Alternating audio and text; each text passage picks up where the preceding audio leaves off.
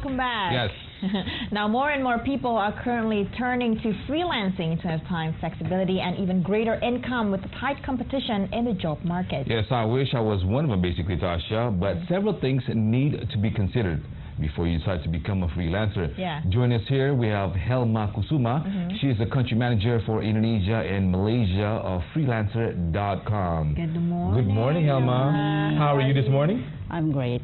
Talking about freelancer this morning. What is a freelancer Can you in explain to us? Freelancer, freelancer is a term. I think when I read Wikipedia, freelancer is a term for self-employed person who is not committed to employer in long term. So it could be someone who worked for project basis or part-time worker. Or full-time freelancer, but then they are not committed to employer in long term.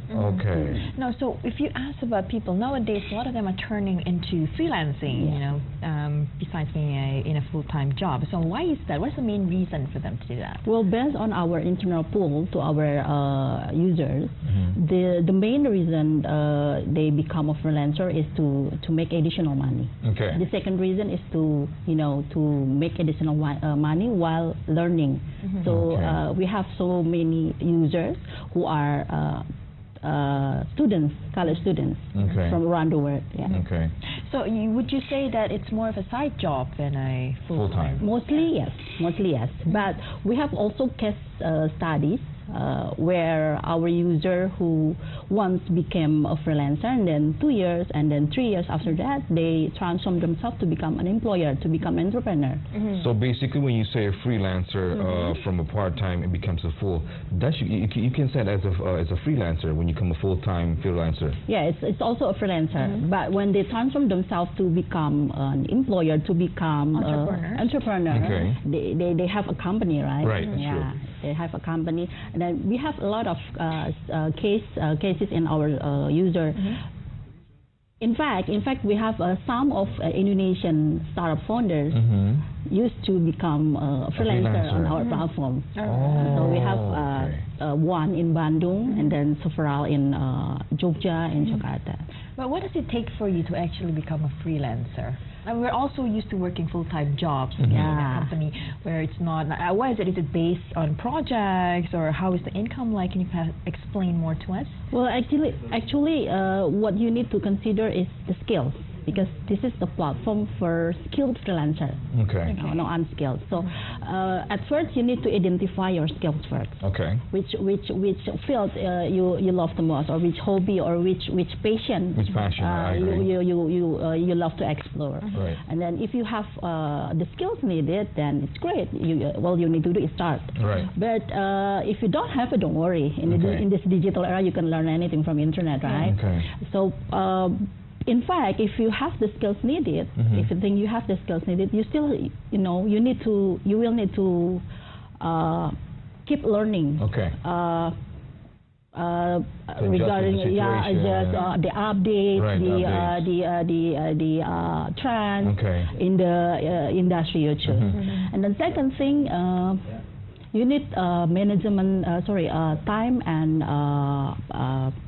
management skill, and then financial management skill. Because when you become a freelancer, people always say that a freelancer have more free time. The truth is not. Really? You will have a flexibility to manage your time, yes. That is true.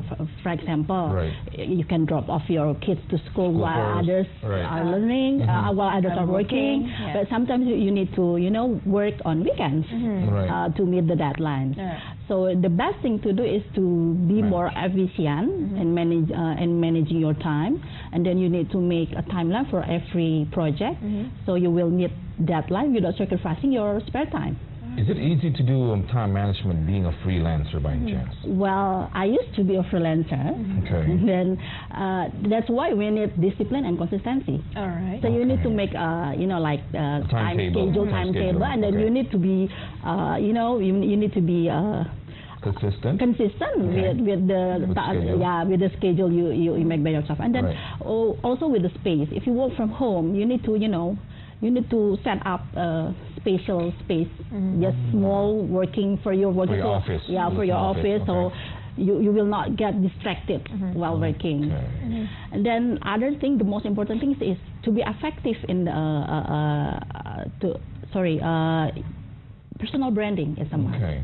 So you go all What's personal out. branding in your definition? Well, you create reputation, good reputation, because here's the thing.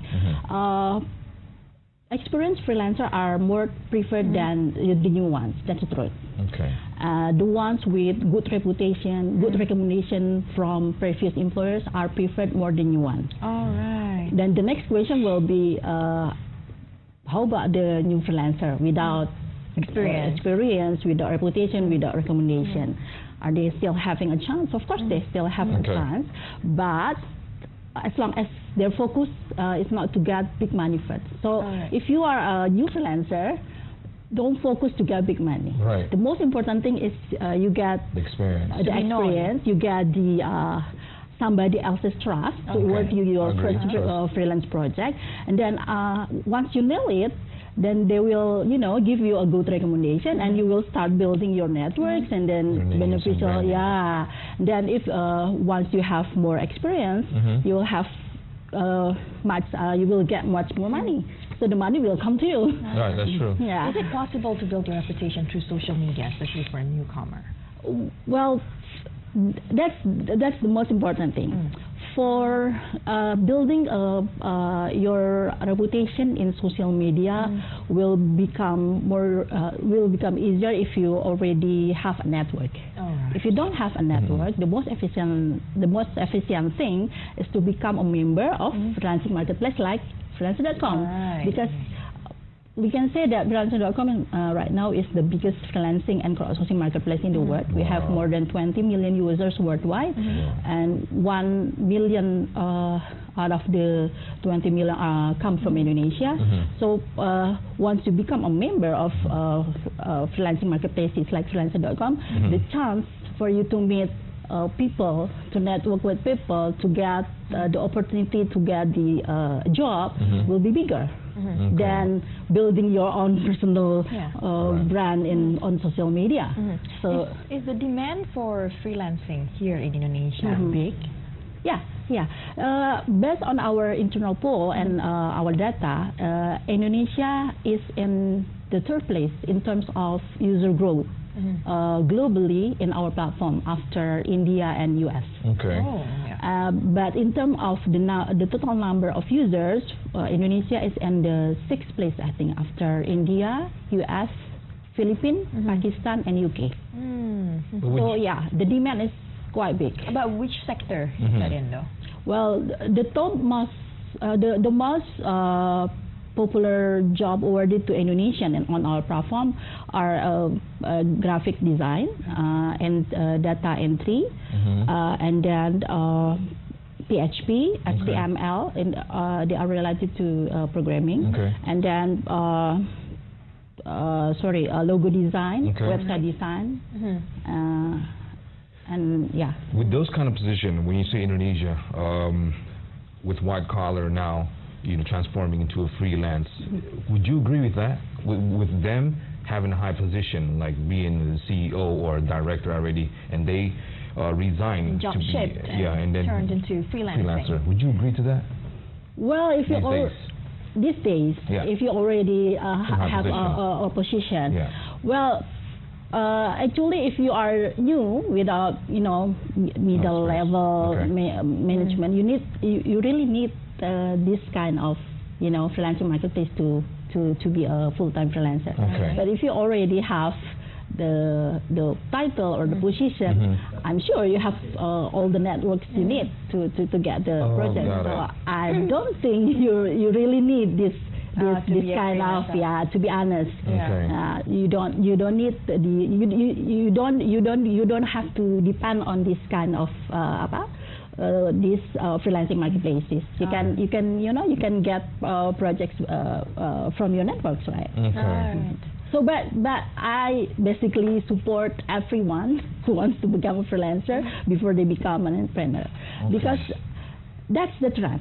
Okay. If you have, if you want to be an entrepreneur, from my point of view, you need three things at least: networks, money, True. and then Everyone skill. needs money, yeah. So very important. If you have network and skill, and you don't have money, you can start to become an entrepreneur by becoming a freelancer first.